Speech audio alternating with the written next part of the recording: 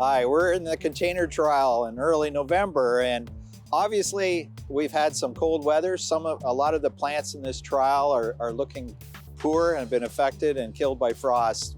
But right in front of me is an exception to that. This is a Tylotus called Matilda from Benari. This is a native to Australia, sometimes called pink mula mula. This is a member of the Amaranthaceae family, and it's got colorful bracts with pink tips on them. And it's just really interesting to see that this has stood up to some light frosts where some of the others haven't. Really interesting texture. This is one of my favorites from the summer trial.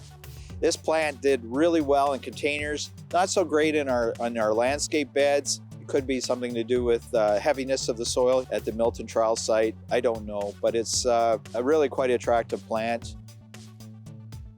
This year we're trying a new project in conjunction with the World Wildlife Foundation, planting native Ontario perennials in containers. And this particular container is actually a soil bag provided by the World Wildlife Foundation. We filled it up with a potting mix that we've used in our other container applications here.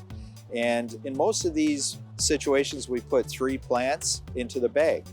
The goal of this project is to identify wildflowers that will perform well in containers and that will overwinter.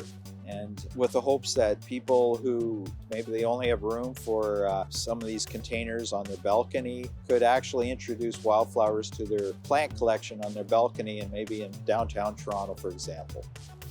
So this is a good experiment. I'm looking forward to seeing these plants come through the winter, hopefully.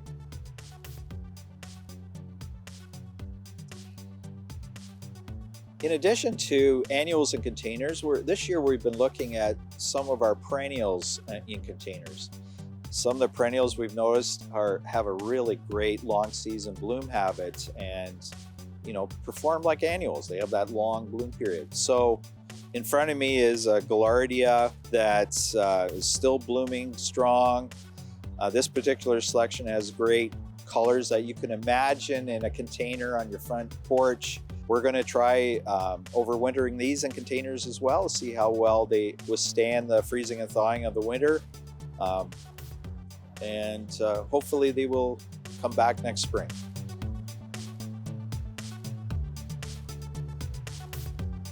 If you have one of these containers by your front porch, you might be tempted to bring it into the house for the winter because it's looking so good.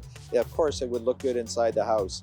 My experience, though, with perennials is that they really like to have a nap for the winter. So I would recommend letting these plants die back naturally in the cold weather, and then taking that container, putting it someplace cool but protected.